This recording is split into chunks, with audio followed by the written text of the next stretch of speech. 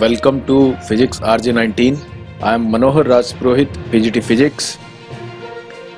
In this video lecture, we will learn about heating effect of electric current and practical application of heating effect. This topic, heating effect, is related to electricity of 10th standard. Let's start.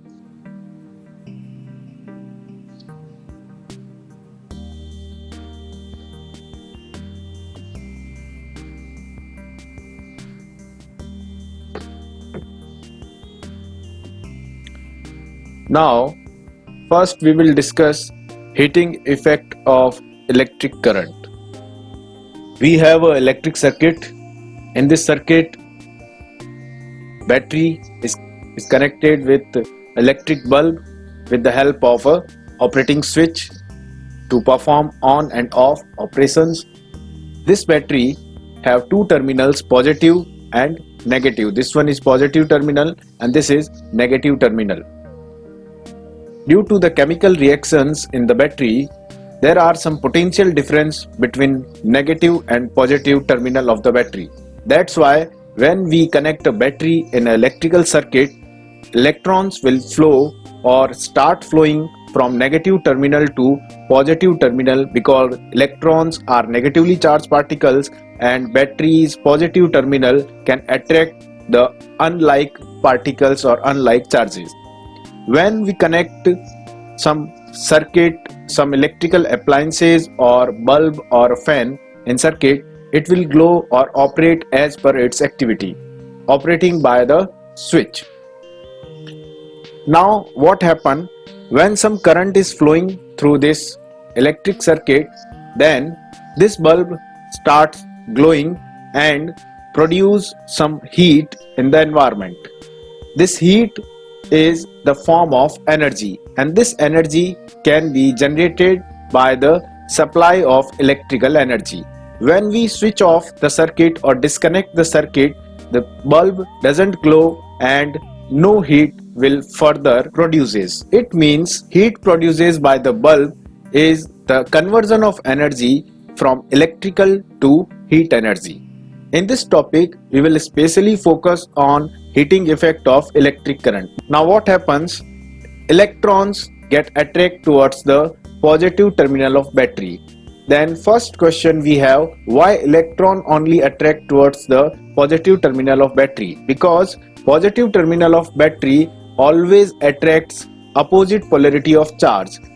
Now the next question we have, why protons of this positive terminal not to be attracted by the negative terminal of battery? Then the answer is because the protons are comparatively heavy, that's why protons are not flowing through the circuit and electrons are only flowing because the mobility of electron is much better than the mobility of proton. Now the electron are flowing through the circuit like this, completing the circuit. It gathered on positive terminal. When at positive terminal, electron combined with the holes, it will diffuse or discharge. Next, another electron will flow towards the positive terminal and one by one all the electron will flowing towards the positive terminal following the path. This will produce heat in this circuit and electric bulb is the source of that heat. I hope you understand the concept or logic of this circuit by producing a heating effect of electric current. This heating effect of electric current can be calculated. Work done by the charge to move from negative terminal of battery to positive terminal of battery. तो battery के negative terminal से positive terminal पर charge के flow होने से यानी electron के flow होने से जो वर्क डन होगा, जो वर्क कंप्लीट होगा, उस वर्क को अपन कैलकुलेट कर सकते हैं पोटेंशियल और पावर और करंट की फॉर्म में.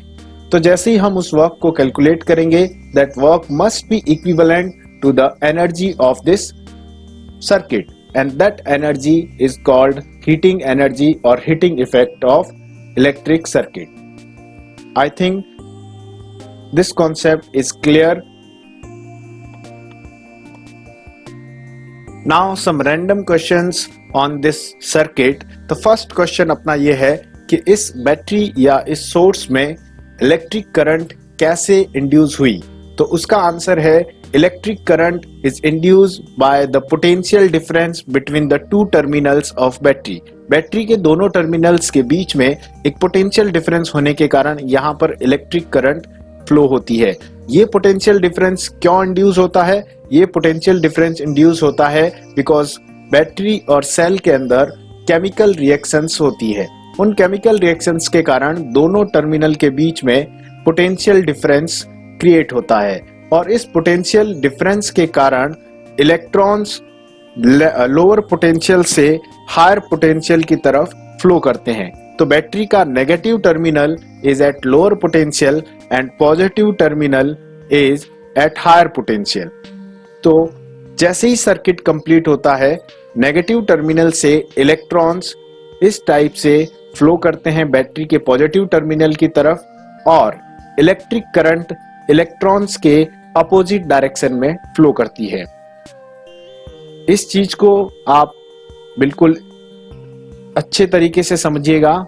ये it's very important that always electric current flows from higher potential to lower potential. It means it flows from positive terminal of battery, it flows from positive terminal of battery to negative terminal of battery. Direction of flow of electric current is in this direction, but the direction of flow of electron is always opposite to the direction of electric current. This is the very important concept. Electric current के flow की direction और electron के flow की direction हमेशा opposite होती है।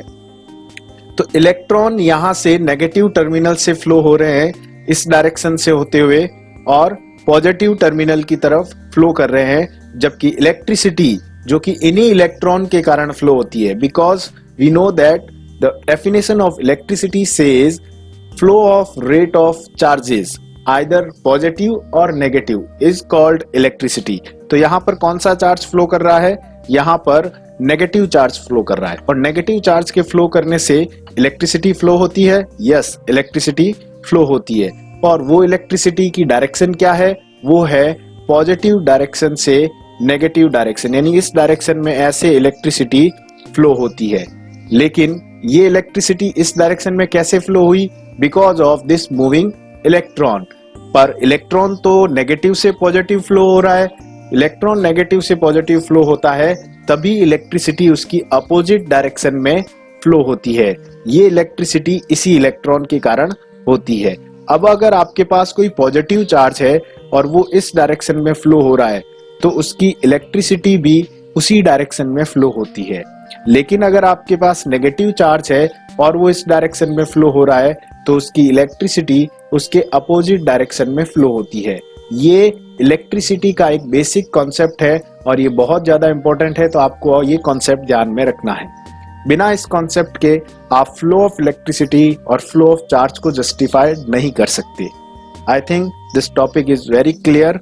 Now will तो अब अपन देख लेते हैं कि इलेक्ट्रिक करंट और इलेक्ट्रिसिटी फ्लो होने से सर्किट में हीटिंग इफेक्ट जो प्रोड्यूस होता है, यानी जो हीट प्रोड्यूस होती है, जैसा कि अपन ने अभी डिस्कस किया कि इलेक्ट्रिक बल्ब जो कि सर्किट में कनेक्टेड है, उस बल्ब में से जैसे इलेक्ट्रिसिटी फ्लो होती है उस बल्ब के सराउंडिंग में हीट प्रोड्यूस होती है। इसका बेस्ट एग्जांपल हो कि अगर आप उस बल्ब को, अगर आपको ज़्यादा हीट एक्सपीरियंस करनी है तो उस बल्ब की जगह मर्करी लाइट या हेलोजन लैंप अगर अपन कनेक्ट करें तो वो ज़्यादा हीट डेवलप करता है और हम उसके पास में खड़े भी नहीं रह सकते। तो ये जितने भी अप्लायंसेस हैं, चाहे वो इलेक्ट्रिक फैन है, चाहे वो बल्ब है, चाहे वो फ्रिज है, आपका कूलर है, एसी है, जब भी उनमें इलेक्ट्रिसिटी फ्लो होती है, इलेक्ट्रिक करंट फ्लो होती है, वो सारे अप्लायंसेस हीट प्रोड्यूस करते हैं। आपने एक्सपीरियंस किया होगा कि काफ़ी देर तक चलने के बाद वो हीटअप हो जाते हैं, वो गर्म हो जाते हैं। तो ये प्रूफ है कि इलेक्ट्रिक करंट हीटिंग इफेक्ट या हीट के अंदर कन्वर्ट होती है। If electric current get converted into heating effect, then we can calculate the amount or the formula of that heating effect of electric current or the heat produced by that element. तो उसको फॉर्मूले को derive करने से पहले अपन कुछ concept उसके ऊपर डिस्कस कर लेते हैं. An electric fan becomes warm if used continuously for longer time. ये आपने एक्सपीरियंस किया होगा कि when we use an electric fan for a longer time, it will get heat up or it will get warm because of its conversion of electric current into heating effect. If the electric circuit is purely resistive, purely resistive means आपने electric fan को या bulb को replace कर दिया एक resistor से. Resistor क्या होता है, आई थिंक आप सबको पता है. Then the source energy get consumed entirely in the form of heat. तो वो सारी की सारी एनर्जी जो आप उसे सप्लाई कर रहे हैं वो हीट की फॉर्म में कन्वर्ट हो जाएगी.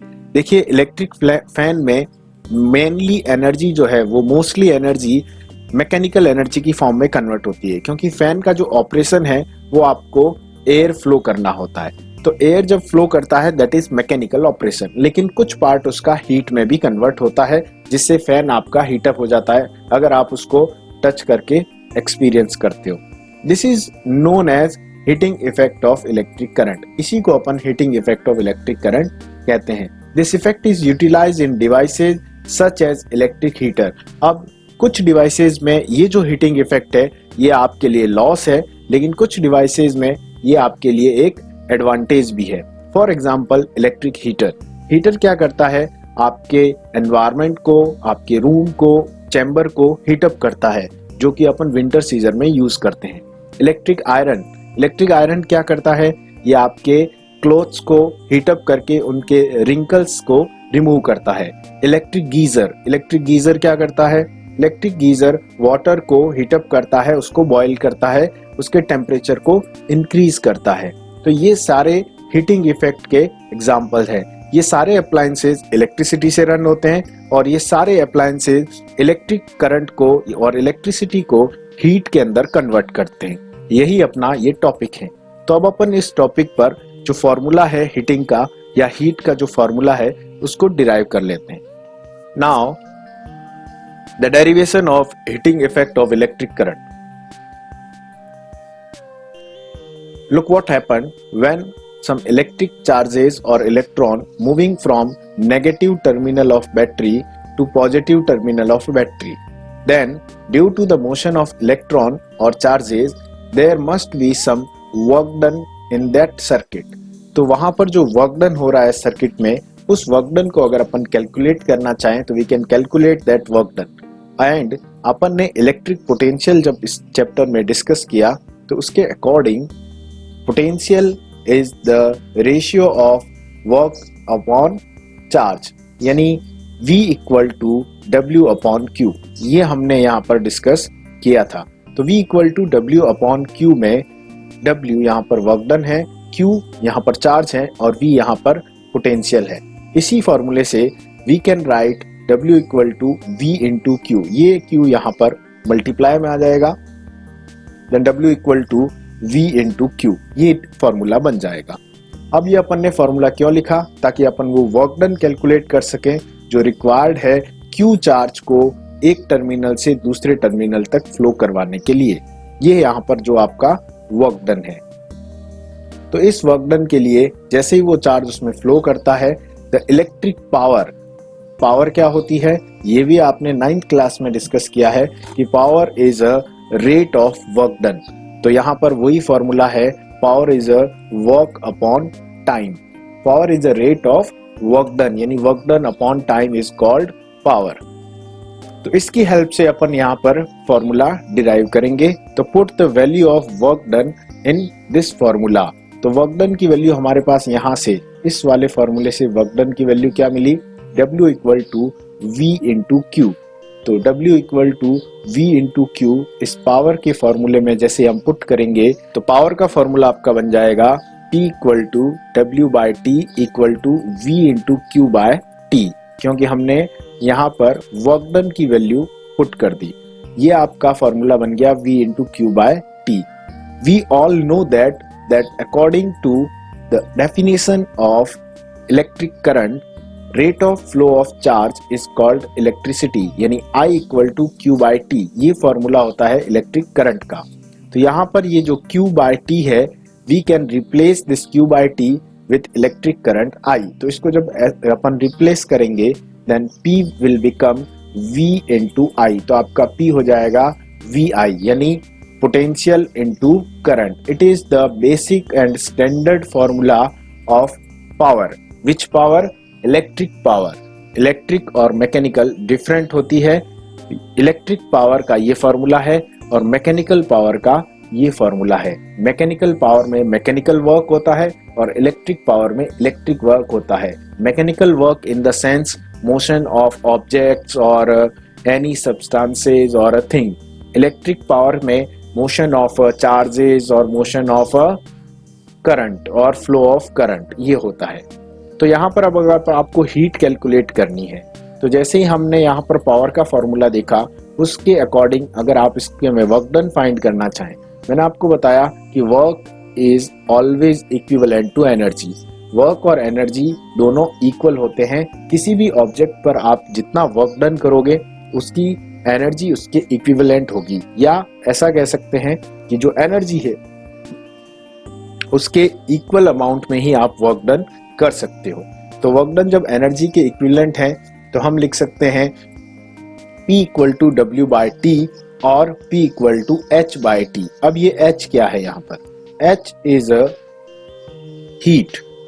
मैंने कहा वर्क डन जो है उसको एनर्जी की फॉर्म में लिख सकते हैं, तो वो कौन सी एनर्जी है? हीट एनर्जी, क्योंकि हम क्या टॉपिक पढ़ रहे हैं? Heating effect of electric current. तो जब हीट में लिख सकते हैं तो फिर यहाँ से हीट जिसका वैल्यू अपने को फाइंड करना, जिसका फॉर्मूला अपने को फाइंड करना है P equal to H by T से H equal to P into T, ये फॉर्मूला बन जाएगा।